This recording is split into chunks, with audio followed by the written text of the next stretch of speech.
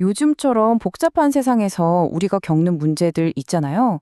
근데 그 해답이 놀랍게도 아주 오래된 글귀 속에 숨어 있을 때가 많습니다. 오늘은 1000년이 넘는 시간 동안 수많은 사람들의 마음을 움직여온 고전이죠. 바로 삼자경의 한 구절을 통해서 오늘을 살아가는 우리에게 꼭 필요한 지혜가 뭔지 한번 같이 찾아보려고 합니다. 어떠세요? 이 질문 듣고 네, 매일 하죠 라고 바로 대답하신 분도 계시겠지만 아마 많은 분들이 잠시 멈칫하셨을 거예요. 마음은 그게 아닌데 왠지 쑥스럽고 어색해서 또 어떻게 표현해야 할지 몰라서 그 따뜻한 마음을 제대로 전하지 못할 때가 참 많죠. 딱 우리 마음이 이렇지 않나요? 왼쪽처럼 감사한 마음, 사랑하는 마음은 정말 가득한데 막상 표현하려고 하면 오른쪽처럼 쑥스러운데 뭐라고 해야 하지? 이런 막막함이 앞서는 거죠. 이 마음과 표현 사이의 거리. 오늘은 이 깊은 강을 건널 수 있는 아주 오래됐지만 또 아주 새로운 다리를 하나 같이 놓아볼까 합니다. 자, 그럼 본격적으로 시작해 볼까요? 지금으로부터 1000년도 훨씬 더 전에 쓰인 동아시아의 고전, 세 글자로 지혜를 담은 책, 바로 삼자경으로 시간 여행을 한번 떠나보겠습니다. 놀랍게도 이 책에 나오는 한 어린아이가 바로 우리의 고민에 대한 실마리를 쥐고 있거든요. 화면에 보이는 이 12글자, 이게 바로 오늘 우리가 살펴볼 삼자경의 한 구절입니다. 향구령 능온석, 효어친 소당집. 지금은 그냥 낯선 한자들의 나열처럼 보이실 거예요. 하지만 이 안에는요, 한 소년의 정말 아름다운 이야기와 시대를 뛰어넘는 깊은 가르침이 담겨 있습니다. 잠시 이 글자들이 어떤 울림을 주는지 느껴보세요. 자, 이 표를 보시면 각 글자가 모여서 어떻게 하나의 의미를 만들어내는지 한눈에 딱 들어오죠? 이게 참 흥미로워요.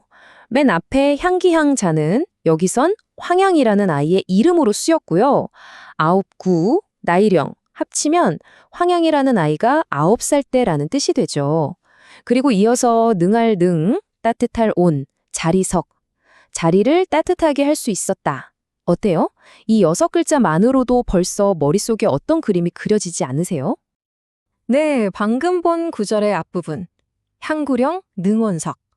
이게 바로 황향이라는 소년의 아주 유명한 일화를 담고 있는 부분입니다. 과연 9살짜리 아이가 어떻게 부모님의 자리를 따뜻하게 할 수 있었는지 그 이야기 속으로 함께 들어가 보시죠. 이야기는 지금으로부터 약 2000년 전 중국 후한 시대로 거슬러 올라갑니다. 황양이라는 소년이 있었는데요. 겨우 9살의 나이에 어머니를 여의고 홀로 남으신 아버지를 모시게 됐어요. 어린 나이에 얼마나 슬펐겠어요. 하지만 황양은 슬픔에만 빠져 있지 않고 아버지를 위로하고 잘 돌봐드리는 일에 자신의 온 마음을 다하기로 결심합니다. 푹푹 찌는 한 여름밤, 정말 잠 못 이룰 정도로 덥잖아요. 아버지가 뒤척이시는 걸 보고 황양은 아버지가 잠드신 곁에서 밤새도록 부채질을 해드렸다고 해요. 내가 졸린 것보다, 내가 더운 것보다 아버지께서 편안하게 주무시는 게 먼저였던 거죠. 목이라도 물릴까봐 꼼꼼히 살피면서 말이에요. 그리고 바로 이 이야기의 핵심입니다. 살을 내는 듯한 추운 겨울밤에는요, 아버지가 주무시기 전에 먼저 그 차디찬 이붓자리에 자기가 들어가는 거예요. 그리고는 자신의 작은 몸의 온기로 냉기가 가득한 잠자리를 따뜻하게 데워놓았던 거죠. 아버지가 차가운 기운에 놀라지 않으시고 포근하게 잠자리에 드실 수 있도록요. 바로 이 행동이 능원석의 유래가 된 겁니다. 보시는 것처럼 이건 단순히 자리를 데우는 물리적인 행위, 그 이상이에요. 상대방이 불편한 게 뭘까 먼저 헤아리고 그 사람이 뭐가 필요해라고 말하기 전에 먼저 다가가서 보살피는 것, 그런 적극적인 사랑의 표현을 상징하게 된 거죠. 이야말로 진정한 공감의 실천이라고 할 수 있지 않을까요? 그럼 이제 이야기의 두 번째 부분으로 한번 넘어가 볼게요. 이 황양의 행동이 어떻게 효라는 더 큰 원칙으로 확장되는지 한번 살펴보겠습니다. 효어친 소당집, 이걸 풀이하면 부모님께 효도하는 것은 마땅히 지켜야 할 바이다, 이런 뜻인데요. 여기서 마땅히라는 말이 참 중요해요. 이건 하기 싫어도 억지로 해야 해, 이런 의무나 무거운 짐이 아니라는 거예요. 황양이 그랬던 것처럼 사랑하고 감사하는 마음에서 자연스럽게 우러나와서 행해야 할 도리라는 뜻이죠. 부모님의 피로를 먼저 살피고 그 마음을 편안하게 해드리는 것, 그것이 바로 효의 시작이라는 가르침입니다. 자, 이제 정말 중요한 질문에 다다랐습니다. 2000년 전 황양은 자신의 몸으로 아버지의 잠자리를 태웠어요. 그렇다면 오늘날 이렇게 바쁜 현대사회를 살아가는 우리에게 능온석, 그러니까 자리 데우기는 과연 어떤 의미일까요? 우리가 어떻게 이걸 실천할 수 있을까요? 21세기의 자리 데우기는 더 이상 차가운 이부자리를 데우는 게 아닐 겁니다. 그건 바로 부모님의 나음의 자리를 따뜻하게 데워드리는 거겠죠? 그리고 그 방법은요, 우리가 생각하는 것보다 훨씬 간단하고 바로 우리 가까이에 있습니다. 뭐 거창한 게 아니에요. 여기 몇 가지 예시를 볼까요? 그냥 별일 없으시죠? 하고 문자 한 통 먼저 보내는 거. 시키지 않아도 설거지나 청소를 쓱 돕는 거.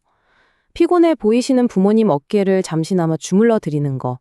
그리고 어쩌면 이게 가장 중요한 걸지도 모르겠는데 했던 이야기를 또 하시더라도 끝까지 귀 기울여 들어드리는 거. 이 모든 작은 행동들이 바로 오늘날 우리가 할 수 있는 능운석인 거죠. 결국 황양의 이야기가 우리에게 주는 가장 큰 교훈은 바로 이거 아닐까요? 진짜 효도라는 게 무슨 특별한 날에 드리는 비싼 선물이나 거창한 이벤트에 있는 게 아니라는 사실 말입니다. 효도의 핵심은 결국 이런 것들이겠죠. 거창함보다는 사려 깊음, 돈보다는 마음. 한 번 하고 마는 이벤트가 아니라 매일매일의 꾸준함. 그리고 무엇보다 중요한 건 사랑을 마음속에만 담아두는 게 아니라 작게라도 행동으로 보여주는 능동적인 표현. 황양의 지혜는 바로 이런 작은 실천들이 쌓여서 가장 큰 사랑을 만든다고 우리에게 말해주고 있는 겁니다. 오늘 이 이야기가 끝나고 나서 한번 잠시 생각해 보시면 좋겠어요.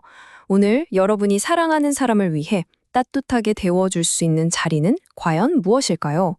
그게 부모님의 어깨일 수도 있고 지친 친구의 마음일 수도 있고 어쩌면 나 자신의 지친 마음일 수도 있겠죠. 그 자리를 찾아서 작은 온기를 전하는 그런 하루가 되시길 바랍니다.